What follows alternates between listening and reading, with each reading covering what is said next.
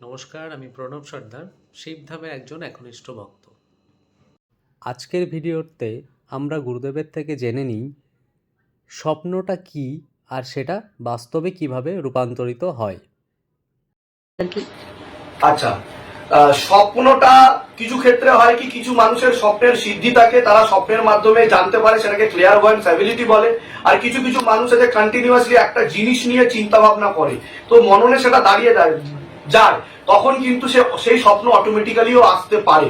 ঠিক আছে, স্বপ্ন কিন্তু সবাই দেখে। কিছু কিছু মানুষ বলে আমি স্বপ্ন দেখি না, কিন্তু মস্তিষ্ক তাকে ধরে রাখতে পারে না, তাই তারা ভুলে যায়।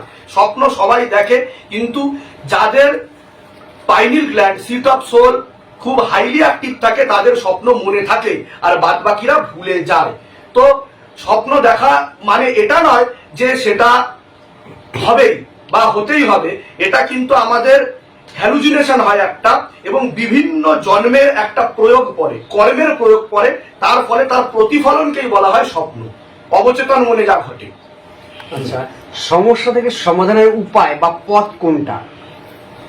সমস্যা থেকে সমাধানের পথ হচ্ছে একমাত্র শিবধাম।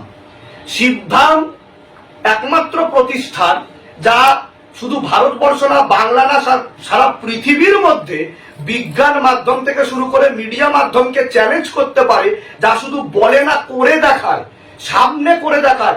এই যে তন্ত্র মন্ত্র যন্ত্রের প্রশ্ন আপনি করছিলেন, তা বিশ্লেষণ করে দেখায়, মানুষের চোখের সামনে করে দেখায়, ভূত প্রেত বিভিন্ন শক্তি মাধ্যমকে হাজিরা করে তার বাধা কাটিয়ে মানুষকে সুস্থ করে দেখায়।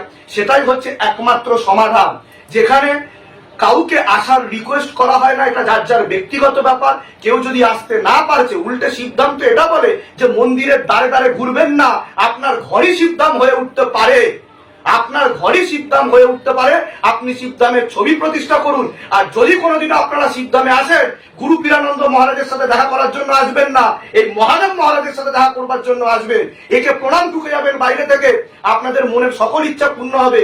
প্রত্যেকদিন শিবধাম প্রার্থনা করবেন, 3টে করে ধূপকাঠি আর 1টা করে মোমবাতি জ্বেলে যাবেন, আপনাদের কৃপা শুরু হয়ে যাবে। সেদিন থেকে আপনাদের পিছনে তান্ত্রিক কেন, তান্ত্রিকের বাবাও টিকতে পারবে না। জয় শিবধাম।